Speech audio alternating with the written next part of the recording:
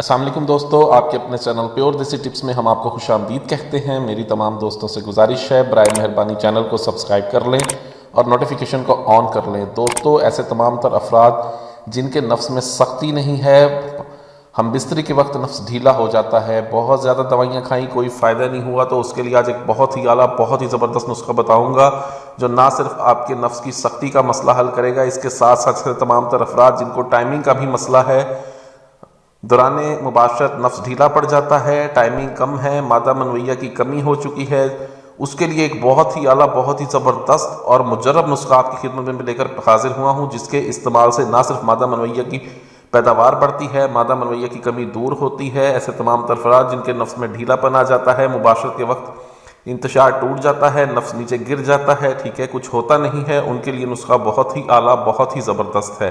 کوئی مشکل نسخہ نہیں ہے، صرف دو چیزوں کی مدد سے نسخہ بننا ہے، ان دو چیزوں کی مدد سے نسخہ بننا ہے۔ اس نسخے کو آپ گھر پہ آسانی سے بنا کے استعمال کر سکتے ہیں، اس کا کسی بھی قسم کا کوئی بھی سائیڈ ایفیکٹ نہیں ہے۔ ایسے تمام تر افراد جو کثرت مباشرت یا کثرت مشت زنی کی وجہ سے اپنے خزانہ منی کو خالی کر چکے ہیں، ان کے لیے بھی یہ بہت ہی اعلیٰ بہت ہی زبردست نسخہ ہے۔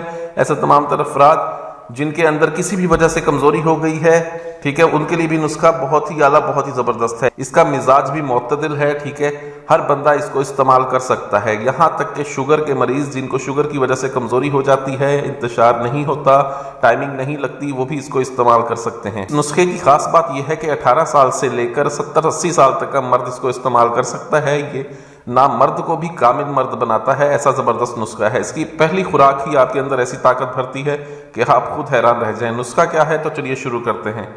اس نسخے کو روزانہ کی بنیاد پہ بنا کے آپ نے استعمال کرنا ہے۔ اس کے لیے ہمیں روزانہ کی بنیاد پہ چاہیے ہوگی ستاور 1 تولہ اور آدھا کلو ہمیں دودھ چاہیے خالص۔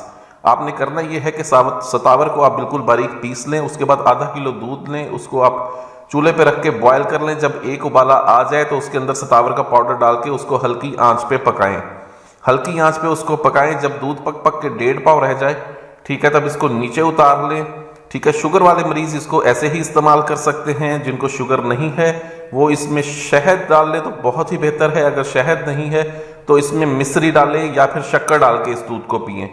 پہلی ہی خوراک اس کی آپ کے اندر کرنٹ بھرتی ہے، طاقت دیتی ہے، آپ کو مادے کی کمی کو دور کرتی ہے۔